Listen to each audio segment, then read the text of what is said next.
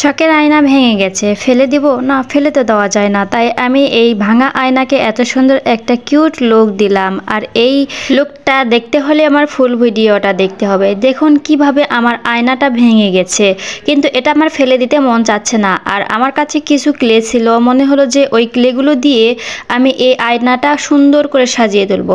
তাই আমি যেই ক্লের ভাইরাল ফুলটা, যেই ভাইরাল ফুলটা সেটা আমি তৈরি করে নিলাম। এটা খুব বেশি একটা কঠিন করব না, খুব সহজেই এই আয়নাটা আমি সাজিয়ে দিব।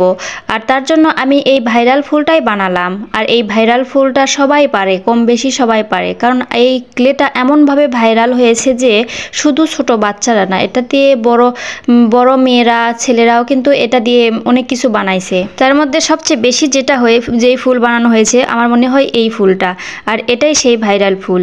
তো আমার এই ফুলটাই অনেক সহজ লাগলো এবং শর্টকাটে যেহেতু করতে হবে, তাই এই শর্টকাটে বেছে নিতে এই ফুলটাই কিন্তু আমি বেছে নিয়েছি। আমার কাছে সবগুলো কালারের ক্লে ছিল না, কিন্তু আমার কাছে আমার প্রিয় যে ফেভারিট কালার এটাই আমার কাছে ছিল। তো আমার মনে হলো যে আমার ফেভারিট জিনিসে ফেভারিট কিছু দিয়েই কিন্তু কাজ করা উচিত, তাই আমি আকাশি কালার দিয়েই শুরু করে দিলাম। আর চারিধারেতে যেহেতু আমার ফাঁকা লাগতেছিল, তাই আমি কালো ক্লে দিয়ে চারিধার মুড়ে নিলাম। আর মুড়ে নেওয়ার সময় অবশ্যই কিন্তু আমি এগুলোতে আটা ব্যবহার করেছি। আটা না হলে কিন্তু এক সময় শুকিয়ে যাওয়ার পর হয়তো বা উঠে যেতে পারে, তাই আমি এগুলোতে আটা ব্যবহার করেছি। ফুল তৈরি করে রেখেছি, এখন লতা পাতা তৈরি করার পালা। তাই আমি ঘিয়ে কালার দিয়ে লতা একটা তৈরি করে নিলাম এবং আটা দিয়ে সেটা বসানোর চেষ্টা করতেছি। শুধু শুধু তো ফুল দিলে মানে না, সাথে গাছ দিতে হবে, পাতা দিতে হবে, এরকম টাইপের কিছু। শুধু ফুল দিলে তো আর সৌন্দর্য বেড়ে যাবে না, কিন্তু যদি আপনি তার সাথে পাতা বা লতা অ্যাড করেন তাহলে সত্যি অনেক সুন্দর লাগে।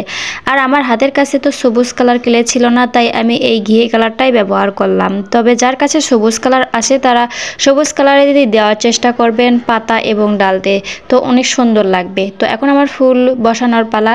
তো আটা বসায় নিলাম এবং ফুলটাও বসায় নিলাম। আমি এগুলো এমনি বসাইনি, আটার মাধ্যমেই বসাইছি, কারণ এমনি বসালে হয়তো বা অনেক সময় শুকে যাওয়ার পর এগুলো উঠে যাবে। তো তাই আমি এই আটাটা ব্যবহার করেছি। আপনারা চাইলেও এই আটাটা ব্যবহার করতে পারেন, না চাইলেও যেগুলো সামান্য কাগজে মারা হয় সেগুলো আটাও ইউজ করতে পারবেন। চাইলেই কিন্তু সাধারণ জিনিসকে অসাধারণ বানানো যায় যদি আপনি একটু টেকনিক খাটান। তো আমার ফুলগুলো বানানো হয়ে গেছে, তাই আমি এখন পাতাগুলো বানাইতেছি। ওই যে প্রথমে বললাম আমার কোনো কাছে সবুজ কালার ক্লে ছিল না, তাই আমি এখানে ঘিয়ে কালার দিয়ে এই পাতাগুলো বসাইতেছি।